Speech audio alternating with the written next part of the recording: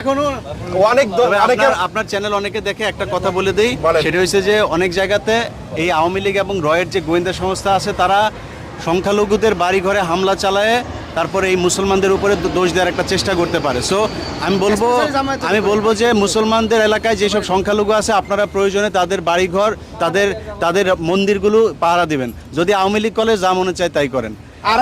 আরেকটা বিষয়, আমাদের কি এখনো রেমিটেন্স পাঠানোর সময় আসছে না আরো দেরি করতে হবে? না, অবশ্যই না, এখন তো পাঠাইতে হবে, এখন তো আমাদের দেশ করতে হবে।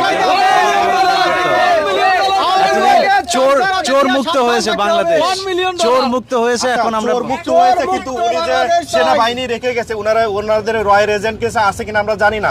এখন কি আরো কি দেরি করা উচিত? এগুলি নিয়ে এখনো এগুলি বলার সময় আসে নাই, সময় আসুক তারপরে ইনশাআল্লাহ বলবো। Thank you so much. আনন্দের মধ্যে আছি, ঈদ মুবারক, ঈদ কাটাইতেছি আমরা। আজকে 9 বছর ঈদ করতে পারি নাই, 9 বছর ঈদ করতে পারি নাই, সেই 9 বছরের ঈদ আজকে করতে। ইলিয়াস ভাই দেশে যাবে কখন? আমরা ইনশাআল্লাহ আমরা প্রবাসীরা দেশ করে দিব, আমরা সবাই একসাথে যাব, বাংলাদেশ দেশ আমরা করে দিব ইনশাআল্লাহ, প্রবাসীরা করে দিব, আমরা করে দেব ইনশাআল্লাহ। এখন কি হবে কি, এখন আমরা এখানে কি জন্য একত্রিত হয়েছি? আমরা একটা র্যালিতে যাব, আমরা একটা র্যালিতে যাব। যারা চান 74 স্ট্রিট আর নর্দার্ন বুলবার্ডে চলে আসেন, আমরা এই কিছুক্ষণের ভেতরে এখান থেকে বের হয়ে যাব।